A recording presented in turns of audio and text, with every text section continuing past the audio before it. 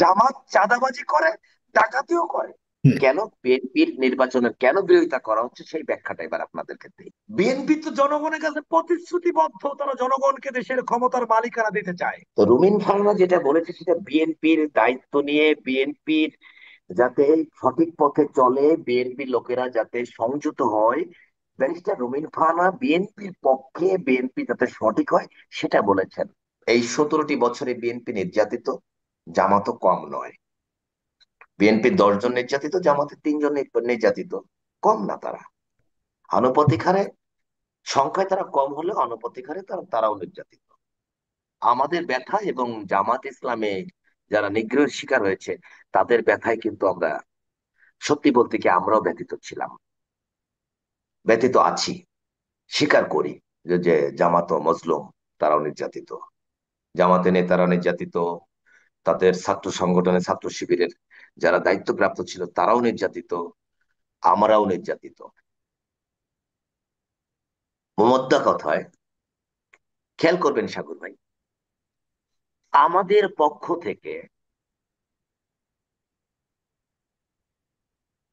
পক্ষ থেকে, যতগুলো বলা কথা, যেভাবে বলা হয়েছে, এই যে যে যে কথাগুলো যুক্তির জন্য বা নেগেটিভ সাইড গুলো তুলে ধরা হলো, সেটা হচ্ছে আপনার প্রতীকী কথা, প্রতিবাদ, প্রতীকী প্রতিবাদ, স্ট্যাটাস, সাটোয়ার স্ট্যাটাস। এখন যেহেতু ডিজিটালের যুগ, ফেসবুকের যুগ, স্ট্যাটাস এবং সাটোয়ার স্ট্যাটাসের মধ্যে পার্থক্য আছে, আপনি জানেন। বিষয়টা হচ্ছে, দেখেন, তারেক রহমানের নাম নিতে গেলে অজু করতে হবে, এটা কথার কথা। এর ডাইন বামে অনেকগুলো কথা জড়িত আছে। তারপরেও বিএনপির পক্ষ থেকে, সর্বোচ্চ মহল থেকে বরকতুল্লাহ ভুলু সাহেবকে ওয়ার্নিং দেওয়া হয়েছে। এটা জামাতের আমার আব্বাস সালাম ভাই জানেন। যেটা ওয়ার্নিং দেওয়া হয়েছে, এটা সলভ কেস, যেটা ইতি টানা হয়েছে, সেটা উনি মোদ্দা কথা নাও আনতে পারতেন। গেল। বিএনপির রুমিন ফারানার ব্যাপারে একটা কথা বললেন। বিএনপির আমাদের ভিতরে আমার অনেক বড় দল, কেউ নির্যাতিত নিষ্পেষিত, কেউ বা সব তো আর এক লেভেলের বিএনপি করে না। হুম। বিষয়টা তো বিএনপির, কেউ ডাই হার্ট সমর্থক, কেউ সমর্থক, কেউ মানসিকতায় বিএনপির সমর্থক। যারা জানবাজ কর্মী, আপনি যাদেরকে রুবেল বিগত ফারহানা 17 কোন বছর ধরে, সমর্থক, কোন স্তরের রুবেল ফারহানা, কোন স্তরের সমর্থক? আমি আমি বলছি, যারা জানমাজ সমর্থক তাদেরকে আপনি 17 বছর ধরে চিনেন। হুম। আজকে যদি, আজকে বিএনপির একটা মিছিল যদি দেখেন, তাতে হয়তো 10,000 লোক পাবেন, সে কথার কথা। যখন ডাইরেক্ট গুলি করে, মিছিল লাশ ফেলছে, তখনও কিন্তু মাঠ ফাঁকা যায়নি, তখন হয়তো 2,000 পেয়েছেন, এখন হয়তো 10,000 পাচ্ছেন। তো রুমিন ফারহানা যেটা বলেছে সেটা বিএনপির দায়িত্ব নিয়ে, বিএনপির যাতে সঠিক পথে চলে, বিএনপির লোকেরা যাতে সংযত হয়, ব্যারিস্টার রুমিন ফারহানা বিএনপির পক্ষে, বিএনপি যাতে সঠিক হয় সেটা বলেছেন। হুম। অর্থাৎ বিএনপি দায়ভার নিতে জানে। ওকে। বিএনপি অপরাধ লুকায় না, ব্যবস্থা নেয়, হুম। এটাই বিএনপি। বিএনপি অপরাধ করলে তাকে সাজা দেয়, তার পদ স্থগিত করে, স্থায়ী বা সাময়িক ভাবে বহিষ্কার করে, কারাগারে পাঠায়। হুম। এটাই আমাদের বিএনপি। আমরা বিএনপি নিয়ে গর্ববোধ করি। আমরা নিজেদেরকে জি। সমালোচনা করতে পারি, আবার বিএনপি শেষ করতে হবে। অপরাধ করলে তার বিচার দিতে পারি। এটাই হুম। বিএনপি। আসেন, তাহলে বিএনপি যে ত্রুটিগুলো আছে সেইগুলা নিয়ে আমরা কথা বলি, বা আমরা আমাদের ভুলগুলো শুধরানোর চেষ্টা করি। ওটা হুম। অন্য কারো লাগে না, রাইট। হুম। আমরাই পারি। পরের প্রশ্ন আসেন নির্বাচনোত্তর কথা। হুম। এখানে আব্দুল সালাম ভাই 100% সাংঘর্ষিক কথা বলেছেন। সেটা হচ্ছে, খেয়াল করবেন, উনি বলেছেন যে এই সরকার আইন শৃঙ্খলা নিয়ন্ত্রণ করতে ব্যর্থ হচ্ছে, বলেছেন ফুল হুম। ফাংশনাল না। হুম। উনি বলে, এখন আপনি খোঁজ নিয়ে দেখেন, প্রতিটি অবস্থান, প্রতিটি আমলারা বা চাকরিজীবী যারা আছে, যারা ডিফেন্সে হোক, অন্যান্য ডেস্কে হোক, অন্যান্য মানে সিভিলে হোক বা প্রশাসনে হোক, সমস্ত জায়গায় জবাবদিহিতার একটা ব্যাপার আছে। হুম। সেটা হচ্ছে ইন্টারিম গভর্নমেন্টে হুম। তাদের মধ্যে দায়বদ্ধতা আপনি খেয়াল করবেন।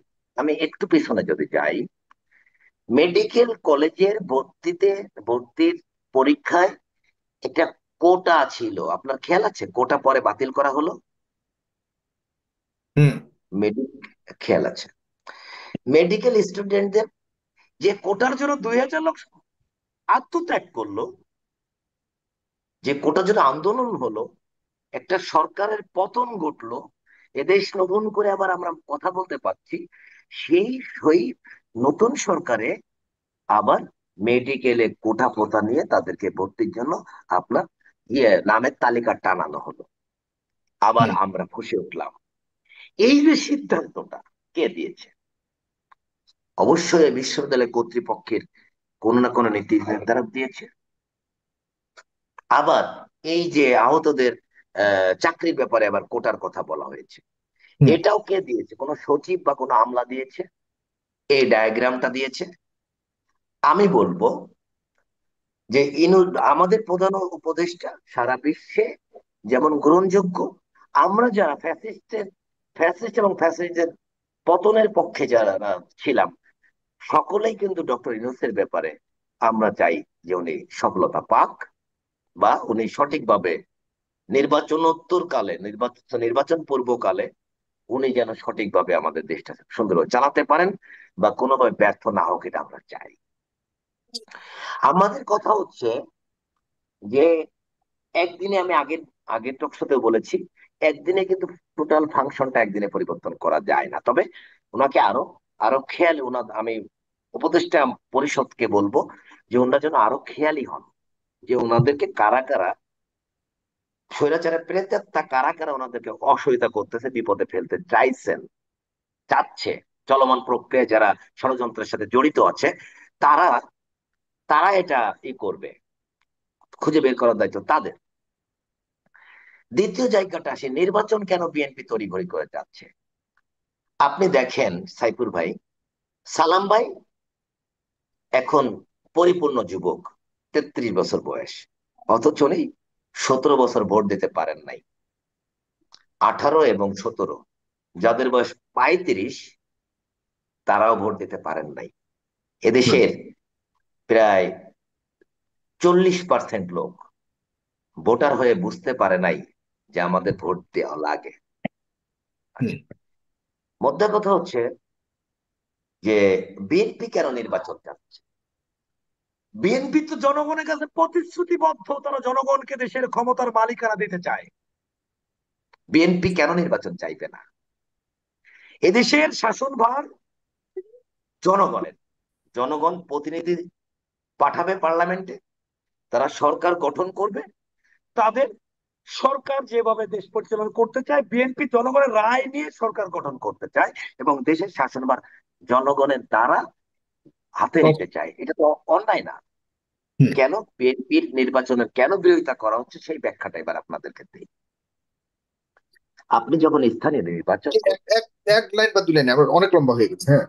আচ্ছা, আপনি যখন স্থানীয় নির্বাচনটা আগে করাবেন, হুম। তখন বিভিন্ন প্রার্থী যারা এই হুম। 5ই বা আগস্ট বলি বা জুলাই অভ্যুত্থান যাই বলি, যারা অংশগ্রহণকারী, তারা নির্বাচনে অংশগ্রহণ করবে। করার সময় জি। যে প্রতিদ্বন্দ্বী প্রার্থীরা থাকবে, হুম। তাদের ভোটারকে নিজ নিজ নির্বাচনী স্বার্থে ব্যবহার করার জন্য, হুম। যারা একটু লুকায় আছে, একটু আড়ালে আছে, যে একটু গোপনে আছে, বা যারা একটু দূরে সরে আছে, তাদেরকে টেনে আনবে না? হুম। যখন তাদেরকে স্থানীয় সরকারগুলোতে টেনে আনবে, আলটিমেটলি তারা ওই স্থানে, ওই উম, জায়গায় তার আহ, সে হয়ে যাবে, স্থিতিশীল হয়ে যাবে, এবং তাকে পুনর্বাসন করা হবে। ক্লিয়ার? এই জাতীয় নির্বাচনের সময় আওয়ামী লীগের কেউ বা আওয়ামী লীগের দোসর যারা আছে, তারা কেউ জাতীয় নির্বাচনে বিএনপি বা অন্যান্য দলের পক্ষে থেকে যখন তাদের পক্ষে তারা টেনে আনবে, তখন বিএনপি, জামায়াত বা অন্যান্য আমি যদি নাগরিক পার্টি এনসিপি দের কথা বলি, এরা যৌথভাবে কিন্তু আওয়ামী লীগের মোকাবেলা করার চেষ্টা করবে। কিন্তু যদি এর আগে স্থানীয় নির্বাচন হয়, তখন এই যে যারা স্বৈরাচারের দোষর ছিল, এরা কিন্তু আস্তে আস্তে গমটা খুলে এরা জনপথে প্রকাশ্য চলে আসবে। এবার আচ্ছা, আসি এই কারণে আপনি মনে করছেন যে জাতীয় নির্বাচনটা আগে হওয়া উচিত, স্থানীয় সরকার। জি, শেষ শেষ শেষ পয়েন্টে শেষ। আসি। হুম, চট্টগ্রামের সাতকানিয়াতে হুম, পুলিশ রিপোর্টের আগে, পুলিশি তদন্ত যেটুকু হয়েছে, পুলিশ তাদের রিপোর্ট প্রকাশের আগে আমরা কি জেনেছি? জামাতের নেতা কর্মীরা আনুষ্ঠানিকভাবে বলেছে তারা আমাদের নেতা, হুম, তাদের তারা আমাদের নেতা আওয়ামী লীগের সন্ত্রাসী অমুক, হুম, তাদেরকে মাইকিং করে ডেকে এনে ফাঁদে ফেলে মব তৈরি করে তাদেরকে হত্যা করেছে। ভালো হুম, কথা, আমরা বিশ্বাস করেছি যে আওয়ামী লীগ আলারা বিভিন্ন সুযোগ সূতনতা খুঁজে জামাতদেরকে বা বিএনপি দেরকে এরকম হ্যারাস করতেই পারে। গতকাল জামাতের একজন এরকম মব তৈরি করে মারা হয়েছে, আজকে সাতক্ষীরাতে দুজন মারা গেছে। কালকে তো আমার নড়াইলেও তো কেউ আওয়ামী লীগের এই সুযোগটা নিতে পারে। আমরা হুম, জিনিসটা অপেক্ষা করেছি প্রকৃত ঘটনা জানার জন্য। হুম, আমরা এখন কি জানতে পারলাম? আমরা জানতে পারলাম ওই দুইজনের জামাতের স্থানীয় নেতা, এবং তার নামে দুইটা মার্ডার কেস আছে, এবং তার বিরুদ্ধে আপনার বিস্ফোরক আইনি মামলা আছে, এবং তার বিরুদ্ধে চাঁদাবাজের অভিযোগ আছে, এবং সে একজন পুরুষ মেম্বারের স্ত্রী মহিলাকে গায়ে হাত তুলেছে, এবং গত 4 মাসে আটবার ওই স্থানে গিয়ে চাঁদা দাবি করেছে। এবং তারা যেদিন যায় সেদিন তারা 7টা সিএনজি তে তারা একত্রিত যায়।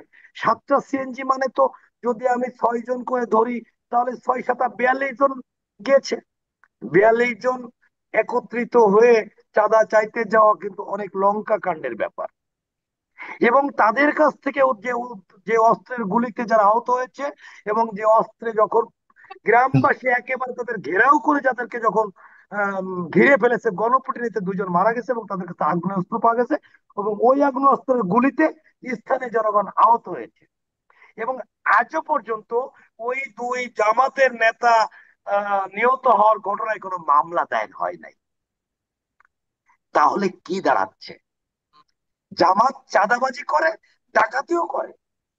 পুলিশ দাবি করছে তাদের অস্ত্র লুটকৃত, কোতোয়ালি থানার লুটকৃত অস্ত্র এবং ওই অস্ত্রে মিলে গেছে। অর্থাৎ জামাত নেতাদের হাতে যে অস্ত্রটা ছিল, সেই হুম, অস্ত্রটা থানার থেকে লুট করা অস্ত্র।